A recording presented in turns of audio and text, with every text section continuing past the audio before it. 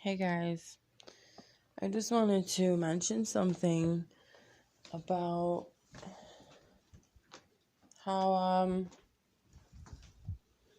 how sometimes you can be caught up in a situation where you don't even know what happened. Like things go way too fast for you to even focus on um, or process what is happening to you. As far as now, sorry, I'm not being specific here, but I'm referring to any sort of perpetrators or gang stalkers. Um, and a lot of the times, these people are involved in your life somehow, some way. They could be a coworker, they could be a neighbor, where they're involved in your life every day, but they might not necessarily be very close to you, but maybe in proximity to you, they're very close, physically, you know? So if you're around them every day, you interact with them all the time, these are the types of people that will do this. Okay, what I'm getting at here is that, well, this is what mainly gang stalkers do. Anyways, this is like the main tactic of gang stalking. What they do is they provoke you. They will provoke you until no end, okay, because this is their job. Sick to say that they have this so-called job. They will provoke you until they get a reaction. If they don't get a reaction, they will continue to provoke you. This is another reason why people don't, like people that are from the outside looking in, wondering why targeted individuals might appear crazy or might appear uptight or paranoid, delusional. You might appear that way because you are being provoked constantly. Now, specifically, sometimes there are situations where they will wait until you react. They will push your buttons. It's like they know exactly what buttons to push. There are certain gang stalkers in certain situations, like I said, that are in your everyday life that kind of study you, and they're also told information from other people, other perpetrators, I should say, or handlers. And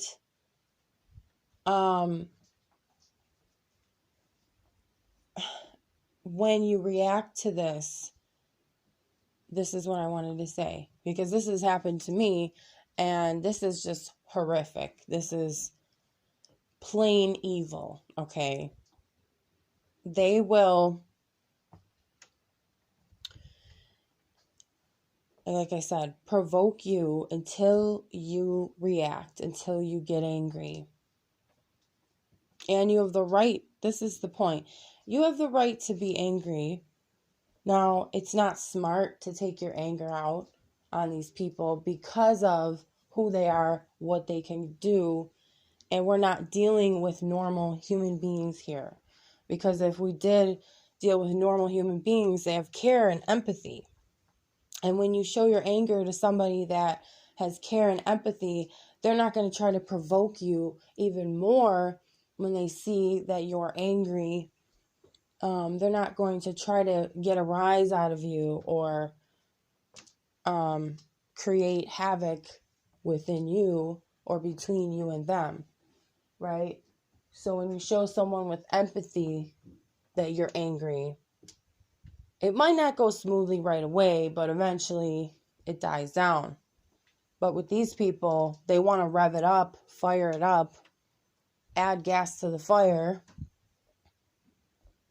and they know what to do that. So what we have to do is we have to strengthen ourselves, and know ourselves enough to know not not to react to these specific things that we know that they know is going to upset us.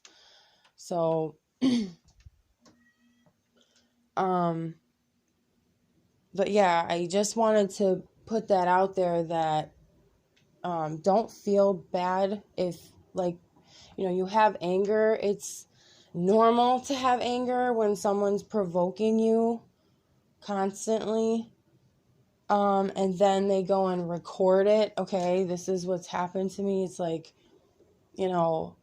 these neighbors of mine, they've provoked me by basically trapping me in a situation where they're so loud that, it sounds worse than a whole bunch of animals. Worse than that. Jumping around, wrestling on the floor like they're 5-year-olds, and they're grown people. People over the age of 20. Okay. And I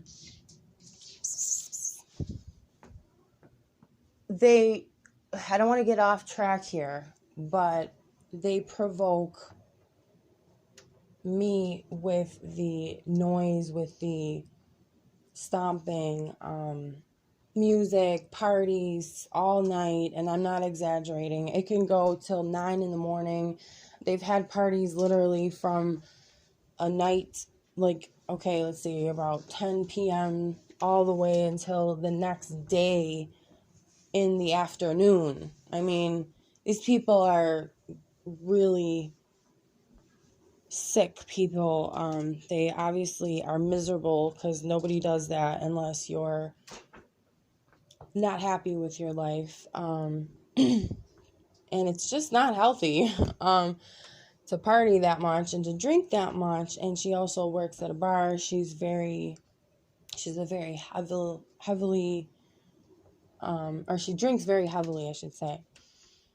And she's always pointing the finger at me as if I'm the crazy one, because I reacted in the beginning.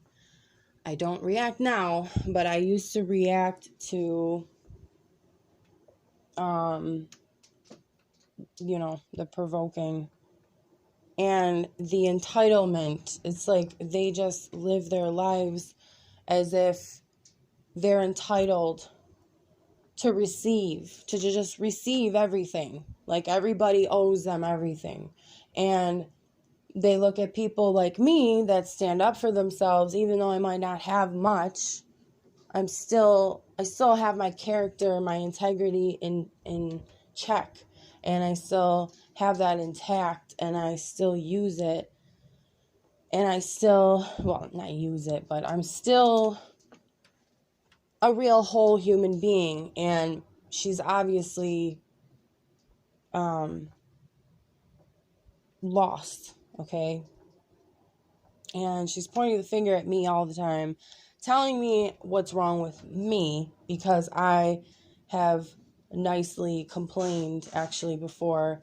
I wrote a couple letters nicely saying that they were too loud sometimes. I said, could you just, I would appreciate it if you could be a little more aware of how loud it can get sometimes. Okay, I said, I'm not trying to be a bitch. I hope you understand.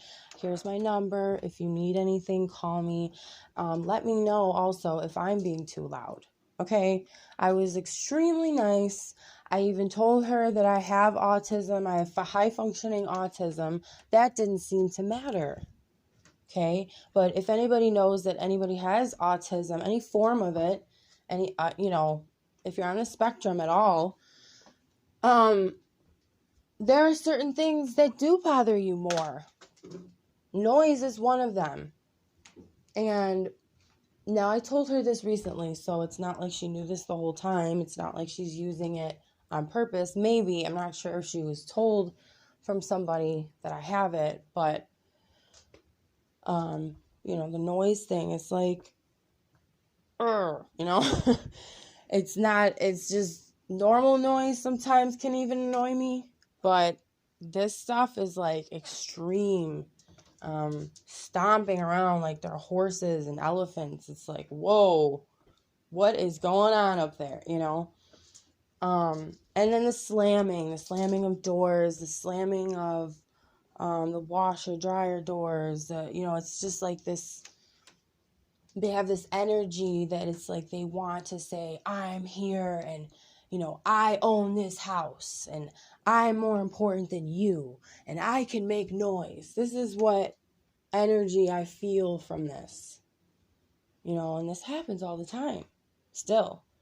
I didn't move because I said, no, I am not going to allow somebody to push me out of somewhere where I feel comfortable, despite, you know, all their bullshit.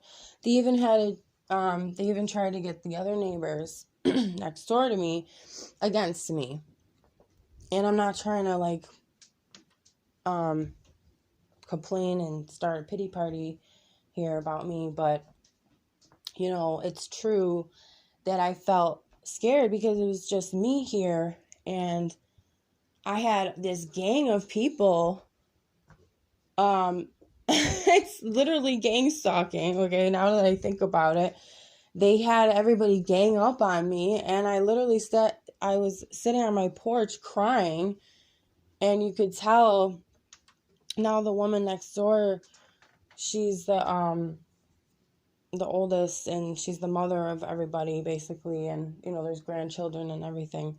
But I could tell she felt so bad, and I could see that she has a heart, because now she talks to me and she says she loves me, and she goes, you don't bother anybody, and I don't know why she's like that. But anyway, my neighbors upstairs, the assholes, they talk to the neighbors next door, and they try to get buddy at first because, again, you know, they want more leverage and they want to seem like they're the sane ones, so they're going to try to make friends with all the neighbors, and they'll try to, that's what a lot of gang stalkers do in neighborhoods, and then they'll try to, like, you know, again, label you crazy, label you whatever. They'll use different things. They might say you're a pedophile, or you're a murderer, or you're just evil, or you're a Satanist or something. You know, they've said crazy things about me too, that I'm evil, and like, I just laugh about it because I'm like, there's nothing evil about, I mean, yes, I have, you know, we all have negative sides to us, but they're attacking what they know, like, they can't, it's like they can have that, but they choose not to. They're not living their lives the right way, the righteous way. And because of that, because they're not living, you know, the right way, it's like they know that they're never going to be where I'm at. They know that they don't want to be where I'm at too, because I'm targeted as well. And they couldn't handle it, because you have to have a strong heart and a strong mind and a strong spirit, strong soul too, to handle this type of stuff. And it's I mean, really, it's at a soul level. So if you're destroying your soul, which they are, this is why these people end up on that side of things. Why are we on this side of things? Because we still have our souls intact. They don't. They're either severely damaged or they're not there at all. So, hope that clears things up. And if anyone's trying to provoke you, just try to train yourself to get to know who you are, and train yourself to say, you know what, it's not worth me getting all upset, because I already know that's what they want.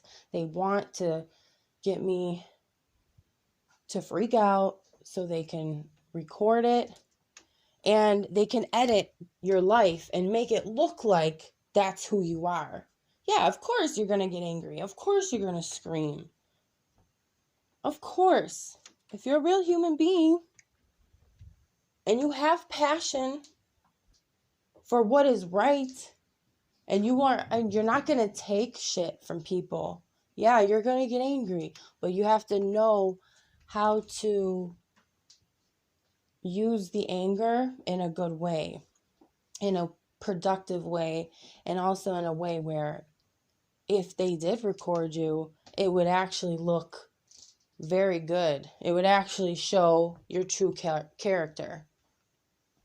And you stand tall, and you stand your ground, and you don't let these people try to dictate to you what is and what isn't, what's going to be and what's not going to be. No, we decide that for ourselves. That's what this whole thing's about too, is trying to get in your head and trying to make you think things that aren't true. You stay on your path and you believe in yourself, and you get to know yourself, and it's like you see that actually happening. You see things happening for yourself, and whatever you want to call it, I know many people have different names, but God, the divine power, the highest power is there, okay, with you, because you have your soul intact. Like I said, you didn't give up. You didn't give in to that darkness, to the evil, because you knew it's too easy to give into that. And then again, it makes things, like hell in the end if you do go with the easy stuff. It's not all hard either. It's not all hard to go with your heart and to go with your soul. It's only hard when you're coming out of it. If, once you start to turn your life around, you'll see that it gets easier and easier and easier. The better that you do for yourself, the better you're going to do for others, and things will work in harmony. Even though there are dark forces here at work, that's true. But we do have the power, because if we're going with the highest power, there's nothing that can touch us in the end. So as long as you stick with that, and you stick with what you know in your heart, really it's following your heart. But you have to balance everything as well. Your mind, heart, and your gut. So I hope this helped. I just had to get this out, and stay strong, stand your ground no matter what happens. Even if you're shaking, even if you're scared, just stand your ground and continue to do it, and it will get easier and easier every time. You'll get stronger and stronger. Thank you.